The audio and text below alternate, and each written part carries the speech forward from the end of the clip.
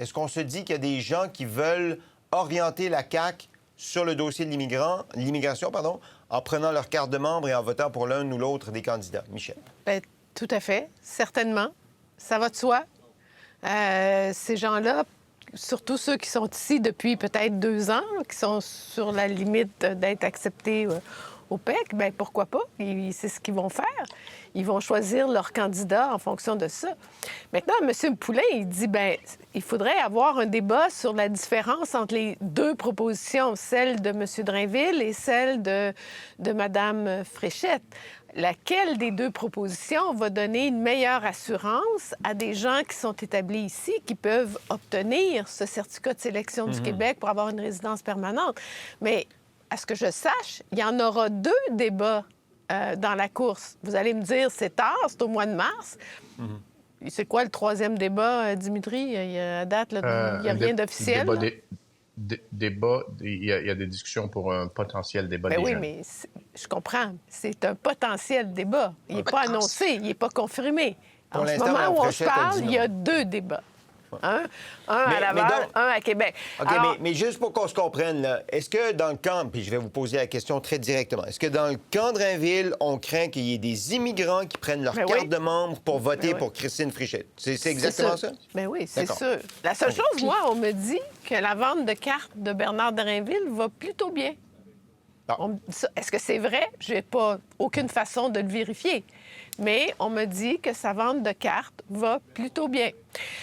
On verra. Ça risque peut-être d'être une course serrée, mais c'est sûr que M. Drainville a cette crainte-là. Pourquoi? Parce que jusqu'à maintenant, puis ça fait déjà quoi, une dizaine de jours le sondage, là, ou 8-9 jours le sondage, il était en avance. Est-ce que lui a des sondages internes qui lui disent que Mme Fréchette maintient l'avance?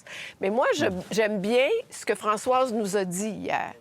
Ce qui est intéressant, c'est qu'il cherche des sujets qui font réagir ses collègues et qui nous font réagir, nous aussi, par le fait même. Mais il contrôle l'agenda de cette course-là. Et en contrôlant l'agenda de cette course-là, bien, Mme Fréchette est relayée un peu au second plan et il la force toujours à être en réaction. Sur le terrain qu'il choisit. Oui, et ça, en politique, c'est jamais bon pour celui qui est obligé d'être en réaction et un peu plus sur la défensive. Et dans ce sens-là, Bernard Drainville, en ce moment, mène une excellente campagne. Sur le plan des coms. Sur le plan des coms, il contrôle cet agenda-là et il force son adversaire à se positionner. Et par le fait même, il force son gouvernement à se positionner. Ça crée des malaises. Mais est-ce que, la question qu'on peut se poser, est-ce que de cette façon-là, il n'est pas en train de démontrer son style de leadership? Et c'est une course au leadership. Alors, on prend des notes. On prend des notes. Puis, je rappelle, le nerf de la guerre dans les courses au leadership, c'est la vente de cartes. Donc, est-ce qu'ils vont réussir à vendre? Qui réussit à vendre des cartes en ce moment? À voir. Jonathan.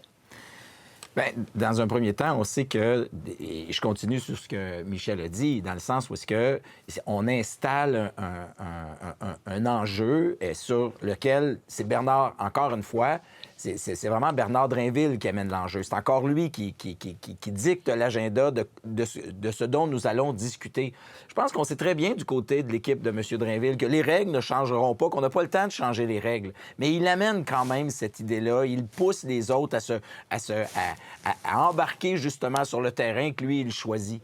Ça, ce narratif-là, où il est celui qui se bat, celui qui pose les questions, celui qui amène les autres un peu là, sur la défensive, c'est un narratif qui va lui servir beaucoup à terme en disant, pensez-vous qu'on a besoin automatiquement de quelqu'un qui est premier ministre ou quelqu'un qui va aller se battre contre le Parti québécois, quelqu'un qui va aller se battre contre le Parti libéral, quelqu'un qui sait comment se battre pour qu'on puisse gagner, pas là, pas au mois de mai, là, pas au mois d'avril, au mois d'octobre prochain.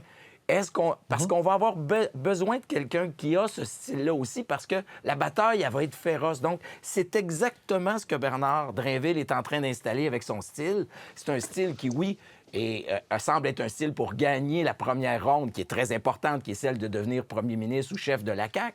Mais c'est aussi ce style qui va pouvoir leur dire, plutôt que de rêver à qui peut être le premier ministre en devenir, il faut aussi de savoir qui est le mieux habilité à faire la lutte pour devenir premier ministre lorsqu'il y aura d'autres partis politiques autour de nous et ce qu'il est en train d'installer présentement. Donc, réellement, encore une fois, on trouve les bons sujets pour apporter les choses. On le voit aussi à la coalition. Si on vient sur l'enjeu lui-même, bien, l'enjeu lui-même, c'est une jeune formation politique qui, de toute façon, avait peur des influenceurs avec cette idée-là de dire on ne veut pas que les candidats arrivent de nulle part. Ils devront avoir au moins 15 députés qui signent le bulletin et une organisation. Mais à l'ère des réseaux sociaux, ce qu'on doit aussi regarder, c'est comment est-ce que des idées sur les réseaux sociaux peuvent créer de l'engouement pour que les gens prennent leur carte de membre.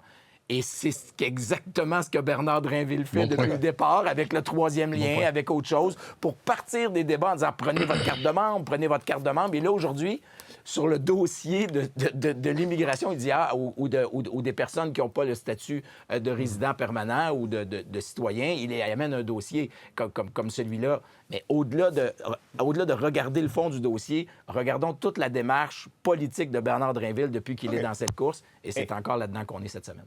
Ouais. Et François, ça fait réagir, comme le disaient Michel et Jonathan. Donc, Christine Fréchette est obligée de réagir. Voici ce qu'elle vient de nous faire parvenir, Christine Fréchette, sur la proposition de Bernard Drainville. Ce que soulève Bernard Drainville est légitime. Si jamais le parti décide de modifier les règles, je m'y conformerai. Et là, c'est là que ça devient intéressant. Entre-temps, je me concentre sur les priorités des Québécois. Les gens veulent qu'on leur parle du coût de la vie, de santé, d'éducation, de services publics, d'efficacité de l'État, de culture et de nos régions.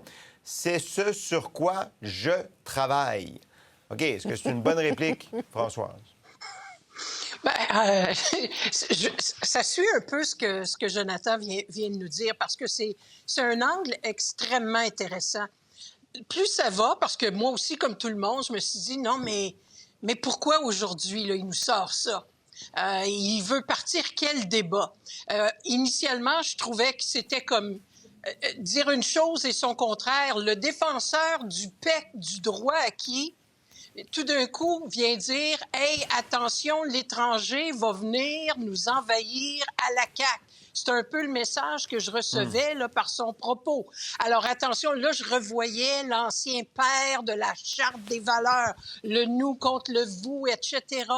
Et il y a un petit peu de ça. Et dans le fond, c'est peut-être pour ça que sa campagne de cartes, Michel, va si bien, parce qu'il dit hey, « Écoutez, on pourrait se faire là, envahir par des groupes d'intérêts qui sont pas nécessairement les nôtres. Alors, vous avez intérêt à venir m'appuyer. » Et ça joue le tribun qu'il est. Et oui, effectivement, peut-être que c'est la chose et la seule chose qui lui reste. Et entre-temps, bien, Christine Fréchette fait quoi? Ça, ce genre de réponse-là, moi, là, je suis allergique. Je vais vous dire, autant je suis allergique aux déclarations intempestives. Ça, là, c'est dire n'importe... C'est dire rien. C'est dire, regarde, oui, d'accord, ça n'arrivera pas pour toutes les raisons qu'on a mentionnées. C'est un faux débat parce que ça ne changera pas d'ici la fin de cette course. Maintenant, je me plierai. Quand le parti décidera, je me plierai. Mais elle ne nous dit pas si elle est contre la règle ou si elle est pour la règle. Elle dit c'est intéressant. Moi, quand je commençais une réponse à des journalistes qui me posaient des questions politiques en disant oh, quelle question intéressante, ça, Sébastien. Sérieusement, je vais y réfléchir. Je vous reviendrai un de ces jours. Entre-temps, j'aimerais vous jaser d'autres choses. Le coût de la vie, les phrases qu'on est habitué. Je pensais que c'était Pierre Poilievre qui me répondait.